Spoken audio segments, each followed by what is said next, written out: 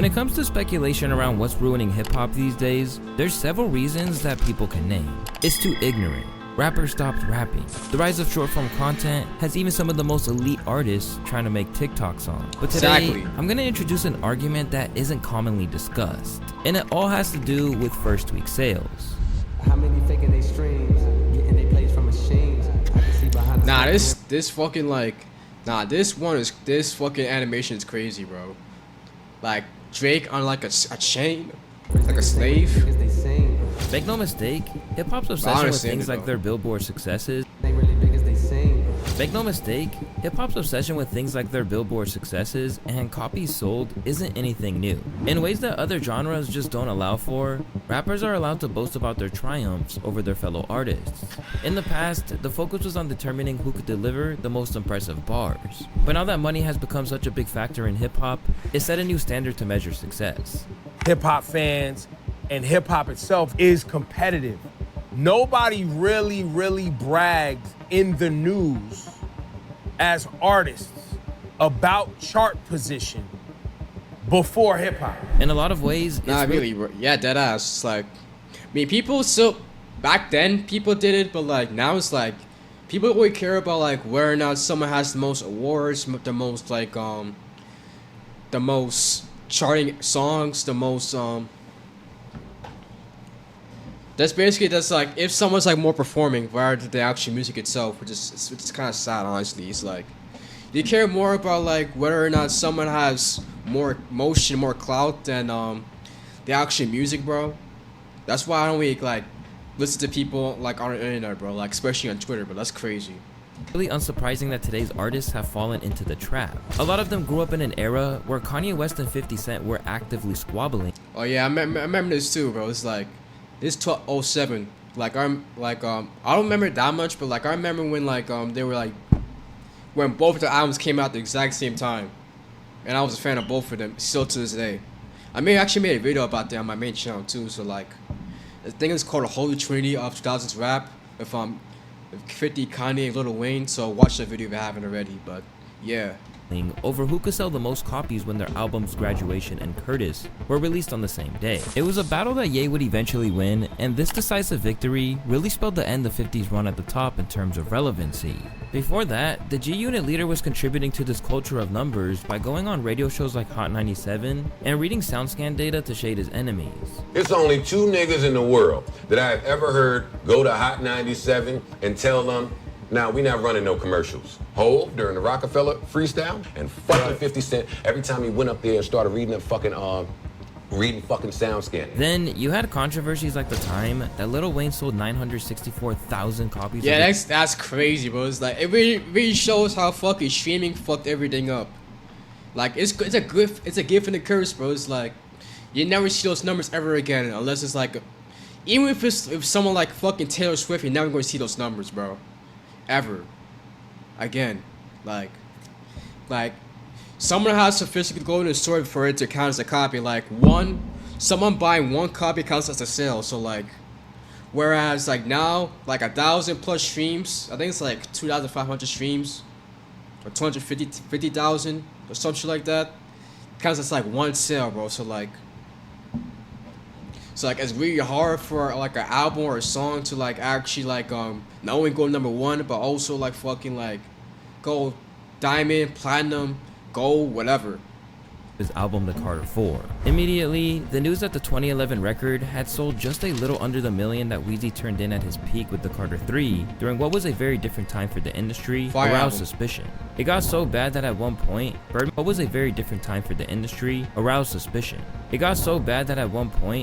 had to step in to defend the numbers and reassure everyone that it was legit. There are a lot of people saying that, oh man, we don't believe it. They bought and sold albums to themselves. Nah, man. That really don't make no sense. Why would we do that? Yeah. I mean, I press and distribute them. Ain't no need for me to buy them.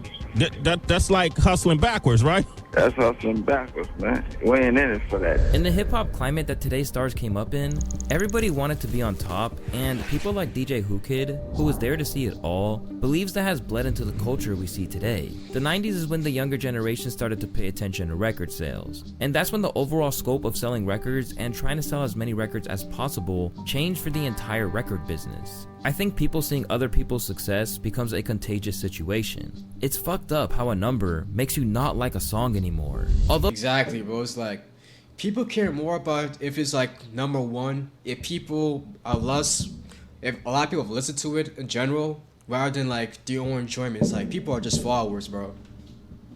though it would have been bad in the 2000s, it's nothing compared to the social media age we're in today, where every Friday, fans look to see how the latest releases charted and the first week's sales they turned in. Most of the time, this leads people to dismiss the project as a failure, causing the album to be largely forgotten regardless of its content. And with a single number being Yeah, I mean that's yeah, it really depends like the popularity of the artist now, and like also like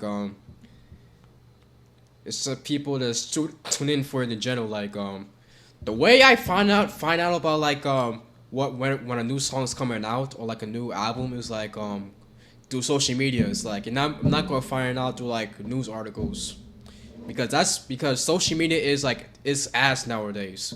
That's how you figure out a new artist. That's how you find a new artist. I mean, that's how you check out for artists you fuck with in general. So like, if you're not on social media, you're not gonna really like figure it out unless it's like word of mouth type shit. Enough to make you not care about a project or ignore it completely, this is causing major problems for not just the conversations around hip-hop, but the actual creativity we're seeing in the genre itself. So how did we get here? And are people finally realizing that we need to fix it before it strangles the culture? The first week sales culture didn't emerge from nowhere. Like everything, the media has had a huge role in bringing this to prominence. And one of the main people leading this charge towards fixating on first week sales is DJ Academics. Looking back, he's been feeding into this narrative since 2014 at least. Not only publishing first week sales every single week on his social media accounts, but constantly explaining why they apparently are so important for how we perceive artists. It's where DJ Academics are now with the harsh realization. When you... Yeah, I feel like the thing with this too is that like, yeah, I feel like with DJ Academics it's like, I feel like he's purposely, I feel like he does it to like frame artists in like a different way, good or bad, but like at the same time, it's good to know information about whether or not an album or a song like does good on the charts, but now since people just have this perception about music, it just fucks up everybody's like interpretation of like how the music's supposed to be. realize that your fucking album you just dropped actually flopped. Now we got two definitions of what a flop is. We got a fan flop and we got a record label flop. Now to fans, which is us, we see a flop as anything that's not competing with everybody else. For example, J. Cole or Drake or Kanye, they drop an album and it does about 500,000 first week or so, right? Or even in R&B, say like R&B singers drop an album, they do like 150, right? We think that any other artist, if you not competing with that, nigga, you flop. Nigga, your shit just flopped. But now, for a record label, it's different. Because for a record label, what they consider a flop, they'll think your shit is a dud, a waste of time, basically a drink coaster in a fucking jewel case if they didn't recoup. So it's kind of relative. At every It makes sense. It's like, they don't really care about the music, bro. Like, they probably just don't only care about the money. That's why the music industry is like a fucked up place, and like, don't really care about like if they get their end of the bargain. Like, they don't really care about like, they only see like your numbers. They only see like how you could make them money. They don't really care about like the music you're creating. Like, if you feel me, because at the end of the day, it's a business. So like, if you're not like making them money, then like they're not going like get money. But yeah, the music industry is like just a business, so like they're not going to really care about the music. They're like, you only going to see something from like, there's multiple perspectives. It's like the industry, there's the artist, and then it's like the people, the consumer. So it's like You gotta keep all that in mind when it comes to this music shit. Opportunity, Academics has gassed up rappers and celebrated those who are doing major numbers. Just look at how he reacted to Lil Durk breaking the 100K mark. That nigga work. He just did 120. Yo, clap it up. Can we look at that real quick? Lil Durk, 7220 sells 120 first week. Big dog shit. I'm sorry. Good shit. That's great sales. But what's missing from this is that there was no analysis of the project or why it was receiving these numbers. Ultimately, Academics rarely talks about the quality of the output, and instead focuses solely on the sales and the criteria for who is a big name. And for every celebration of people like Drake, he also weaponizes those numbers when one of his enemies is perceived to have flopped, as was the case when he was feuding with the City Girls. And I talked to almost the head Hey, when was Drake feuding with the City Girls? of the RIAA. If you don't know who that is, that's the organization that actually certifies albums. So if your favorite album by your favorite rapper is Diamond, they do it. Platinum, they do it. Gold, they do But it. yeah, not gonna lie, 68K is ridiculous, bro.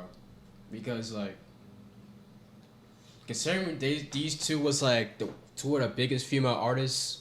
I mean, it's still kind of are, but like separately now. But like, considering that these two was like the biggest artists. Like from like I say like 2017, 18 to like 2021, 2022, like it's insane. Like you would think that they'll have bigger numbers, but I heard this because I didn't even know the album came out until like a week after it came out, so that's how I know that they didn't like promote the shit that good. They told me this shit went 15 times plastic. This shit was ridiculous. This shit was ridiculous. They said, this is the first triple plastic certification we giving out.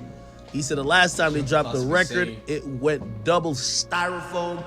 A self-described numbers guy, Academics has even argued that Views is a better album than Kendrick Lamar's To Pimp a Butterfly, and that K-Dot pales in comparison to Drake as an artist based on nothing other than this data. To Pimp a Butterfly first week sold 324,000. Okay, you might have to go to 16 where he drops Views. Views obliterates that. Yeah, but I always have felt that if Kendrick, J. Cole, and Drake all dropped on the same day, most people would listen to Kendrick first. No way. Yeah, absolutely. Yo, he's more anticipated. Yo, Vlad. He has way more Grammys. Yo, Vlad. Yo, he's more artistic. Yo, Vlad. He's not as much of a pop artist, I get that. You disagree with me? Vlad, listen. You disagree with me on this? So there's a couple problems with that. First, it goes against some of the basic principles of the genre. It used to be about the best lyricists coming out on top through skill and talent. But now, it seems like success is more about following trends or relying on famous collaborators rather than pushing boundaries and improving your craft. Besides that, as a majorly influential figure to younger fans, Academics treating hip-hop this way means that other people are going to follow suit. Through just looking at the numbers of the first week, it can't necessarily assess quality. It could be saying like fast food is a gourmet cuisine just because more of it is consumed. In fact, some argue that it isn't. Nah, that's a good like that's a good like analogy, bro. It's like just because you like consume more about the numbers doesn't mean it's the only thing that matters. Like you can't like have that's a skewed mindset. The numbers in the short term that matter, but the legacy of the project. So this makes first week sales a false measurement of success. A prime example of this is Nirvana's iconic album, Nevermind, which only sold 6K units in its first week, but eventually achieved diamond status. Despite this, we are... Oh yeah, I mean it's a different time too. It's like, I feel like with them too, it's like I don't think there was a popular when the album first came out, so like eventually when it did blow up, that's when everybody started buying that album, bro. I think even my parents have that shit. We are currently in a culture where if enough noise is made about poor sales, the album won't get a fair shake. JT from the City Girls once pointed out that the low first week sales of their album Raw and the negative reaction it garnered on social media made it seem like the album didn't stand a chance. If you don't go hard with promoting your shit and putting it in people's face, like, of course it's gonna miss people, and I feel like it missed a lot of people, and then by the time people discovered it, it was discovered as a joke. Like, a lot of people found out through our record sales because that was probably the most viral thing. And rather than the City Girls accepting the fact that first week sales are pretty much pointless, their focus on the numbers has gotten worse. to the point that recently she tweeted a full-on guide on how to stream her album correctly. Because of the fear of getting mocked over their first week numbers, some people who've based their entire identity on sales can be left looking goofy because of this pressure. Whether you're an up-and-comer in the game or a veteran, the pressure to sell doesn't discriminate, and when it hits, the effect can be devastating and lead to public meltdowns. After dropping lines like, "To be the queen of rap, you gotta sell records, you gotta get plaques," on the track Make Love with Gucci Mane back in 2017, it wasn't surprising that Nicki Minaj had a meltdown when Travis Scott beat her on. You gotta sell records, you gotta sell plaques. Nah, this song's funny as fuck, bro. I'm not gonna lie to you, bro. Like, I'm like, what, bitch, where? I don't even like that song. I just remember the fucking song, bro. Nicki's verse in that song was fucking funny as hell. 2017. It wasn't surprising that Nicki Minaj had a meltdown when Travis Scott beat her on the charts. You know, Cha. Nah, it's not. That's a terrible Nicki impression, but like, Cha. But yeah, Nicki's like, yeah, Nicki been honestly, bro, inspiring for like the past for years. It's kind of sad to see, but it is how it is, bro. But she does have some good songs though. I can't lie. I'm not really a fan, but like I still fuck with her songs. Left so angered that she wasn't #1 in first week sales that she honed in on Travis's, Nicki focused solely on Travis's success, overlooking the fact that she had offered her album with a special $5 bundle, including a poster and a free trial to Tidal. On top of that, she added the #1 hit Fifi with 6ix9ine to the project after its release, all in an effort to boost her numbers. This highlights the unhealthy obsession with sales above all else. It sometimes turns artists into hypocrites as they prioritize numbers over their artistic integrity. For an example of this, look no further than the change in mentality of French Montana since the first week sales era really got underway. Back when he was first dropping records, French used to be unmoved by it, as he cared about the lasting impact. In 2013, he was saying things like, "I really believe it's not what you sell, I know where he's but where going. you end up." In 2013, he was saying things like, "I really believe it's not what you sell, but where you end up at." Look at Akon. He sold 17,000 in his first week. He ended up selling 5 million copies. Look at Shaggy. He sold 10,000 and ended up at 10 million. I know it's going to last forever. I know once people hear it, people will be like, damn, this is really it. After all those big claims back then, his lengthy time in the industry has meant that he's also one of the many who have fallen victim to it now. And as I explained in my detailed breakdown of his career, he started doing anything he could to boost those sales, even if it meant that he had to scam his fans. But even after all that went down, French would go on record complaining about how artists had been forced to comply with this culture. We all brainwashed are gonna have the biggest numbers. It's taking the love out of music. People are not making the music that they love no more. People are chasing those numbers. And how you chase those numbers? You go to Rap Life, you go to Rap Caviar, you go to whatever it is. This is what the best songs sound like. I gotta make a song that sound just like that. That's why every time a #1 hit, everybody try to make the beats just like it. Rather than just being an issue that rappers had to contend with, French then said it was affecting the quality of the music. Niggas ain't standing on nothing. Niggas ain't standing on no style. Niggas ain't standing. You know what I'm saying? Like there's nobody that's really just pushing the envelope. You know what I'm saying? Everybody's brainwashed. Everybody, you know what I'm saying? Like from the numbers to the swag to everything, it just is. You know what I mean? Obviously, coming from him after the Mac and Cheese 5 situation, people thought this was really hypocritical. Bro calling himself out. Bro literally dropped 8 versions of the same song for streaming purposes. I mean, that's how it goes, bro. It's like, you'll see, like, because of TikTok, you see, like, the regular version, instrumental version, sped out version, slowed down version, nightcore version, remix, another remix, nightcore sped up, nightcore sped down, and so on, bro. It's like, it's just how it is, bro. It's because you see those videos, like, go viral on TikTok, so, like, they gotta play the game too, so it's kind of y'all fault, bro. Not gonna lie. French never said he was immune to it all, but someone who's been in the game for so long, suffering from it so badly, shows the depth of this problem that's been created by the media, fans, and the rappers themselves. Considering people like French and Nicki are so entrapped by it, some people might think there's no hope. but there are signs that people are finally waking up to it. For example, after the release of his new album, Lil Yachty showed what dropping the obsession with first week sales can get you. On his podcast, Yachty has made it clear that he's knowledgeable about the financial side of the game. I mean, Wayne did $1 million on a leaked bootleg album. The Carter 3, I had that album months before it came out. By the time it came, absolutely. Nigga at the barbershop had it in the back of his Buick. And over bootlegging back in the day was crazy, bro. It's like bootlegging, like downloading shit back in the day was crazy because like, remember back then when he like when he had to like download shit to LimeWire, praying that like your PC doesn't get fucked up, praying that it doesn't end up being cranked out by Soulja Boy, bro. Those were the days, bro. And also like bootlegging shit is like you find shit months before it comes out. Like you see like Medea films and like shit like Soul Plane on the fucking streets like months before that shit comes out.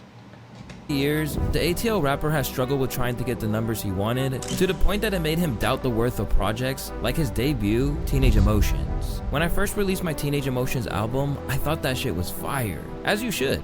Then the sales came back and it did 44,000 in the first week, and I was devastated and so confused. I worked so hard. Since then, Yachty has gone back and forth when it comes to sales, peaking with 64K for Lil Boat 2, which was widely regarded as a pretty poor record. Now, Yachty has found his identity as an artist, and in what should be a lesson to other artists, freeing himself from that mindset of focusing on first week numbers allowed him to make the most acclaimed album of the year, Let's Start Here. I did what I really wanted to, which was create a body of work that reflected me, he said of dropping the psychedelic project. I was kinda nervous to put out music, but now I'm on some other shit. It was a lot of self-assessing and being very real about not being happy with where I was musically, knowing I'm better than where I am. Because the shit I was making did not add up to the shit I listened to. I just wanted more. I just want to be remembered. I want to be respected. Following. Yeah, it's good because it's like, honestly, bro, like when Little Yachty was like a big thing, like 2016, like 2018, maybe even 2019. I was like, I didn't want to be like a fan of him because like, even though he wasn't like a mumble rapper, he came like during that era, and like I wasn't really like a fan of like a lot of those people. But yeah, I was saying that like yeah, he came up during the era, so like I wasn't really like a fan of his music. I mean, I listened to some of his songs like Broccoli, but like I wasn't really like a fan of his music in general. Like now, I actually like his music, bro. Like his like EPs and like his record label he has now, that's fire, bro. It's like I actually fuck with it heavy. Following its release, Yachty's Let's Start Here sold 37K in its first week. That's a little more than his last album, but almost half of Lil Boat 2. However, these numbers don't really mean everything, because where Lil Boat 2 did better initially, Let's Start Here is a project that's now beloved by fans. In the week that it debuted, the album was outsold by Trippie. Yeah, that's why I'm listening to that though. I mean, I don't know if I will like it though, but like I'll probably one day I'm gonna listen to it though. Red's Mansion Music, a 25-track long album that hasn't exactly been hailed as a classic. And this, in a nutshell, is why first week sales aren't the crucially important metric to determine success that so many people like to pretend they are. Because if the record is disposable, then those numbers aren't going to last compared to a great body of work.